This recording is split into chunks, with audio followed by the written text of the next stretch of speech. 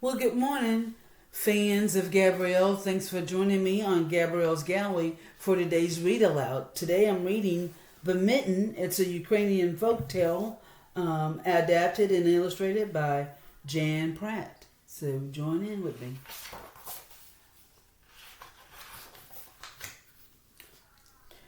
Once there was a boy named Nicky who wanted his new mittens made from wool as white as snow.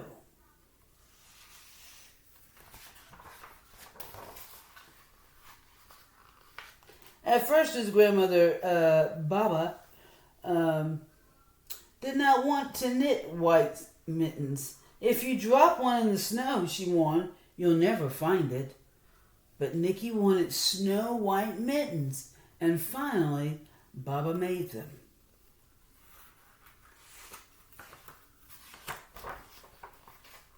After she finished, she said, "When you come home, first I will look to see if you're safe and sound, but then I will look to see if you still have your snow white mittens."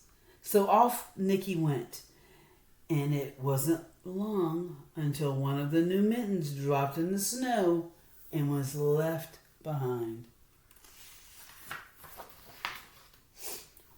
A mole, tired from tunneling all along, discovered the mitten and buried it inside. It was cozy and warm and just the right size, so he decided to stay.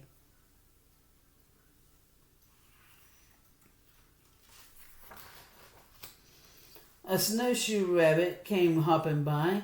He stopped for a moment to admire his white coat. It was then that he saw the mitten, and he wiggled in, feet first. The mole didn't think there was room for both of them, but when he saw the rabbit's big kickers, he moved over.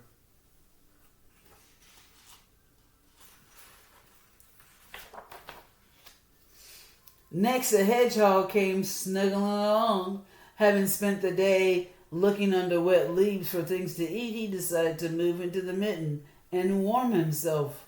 The mole and the rabbit were bumped and jostled, but being ones to argue with someone covered with prickles, they made room.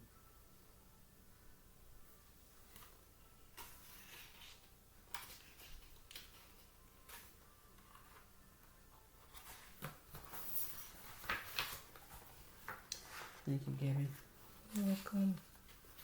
As soon as the hedgehog disappeared into the mitten, a big owl, attracted by the commotion, swooped down.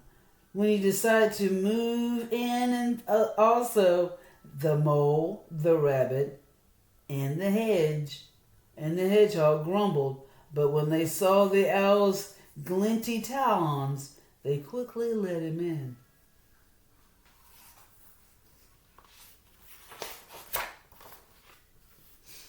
Up through the snow appeared a badger. He eyed the mitten and began to climb in. The mole, the rabbit, the hedgehog, and the owl were not pleased. There was no room left, but when they saw his diggers, they gave him the thumb.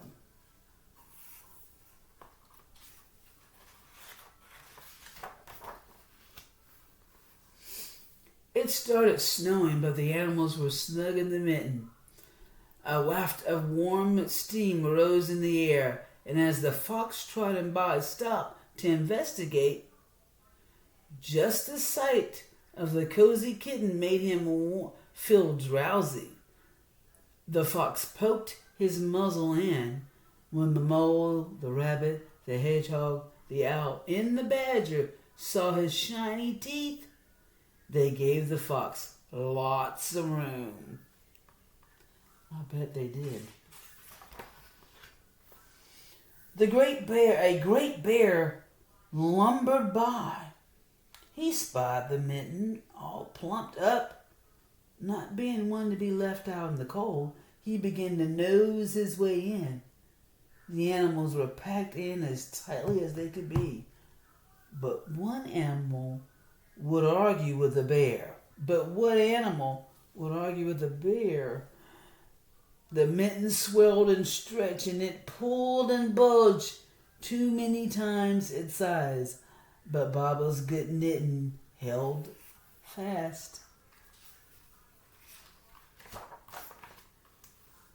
Along came a meadow mouse, no bigger than an acorn. She wiggled into one space left and made herself comfortable on top of the great bear's nose.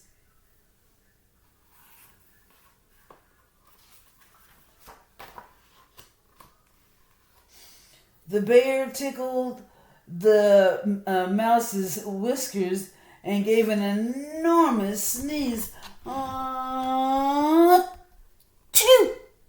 The force of the sneeze shot the mitten up into the air and scattered the animals in all directions. But on the way home, Nikki saw a white shape in the distance. It was the lost mitten, silhouetted against the blue sky.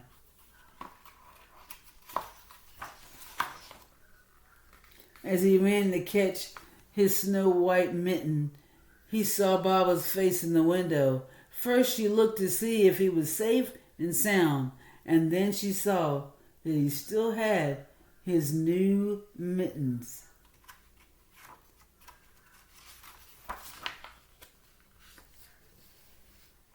There you have it. Thank you for joining me.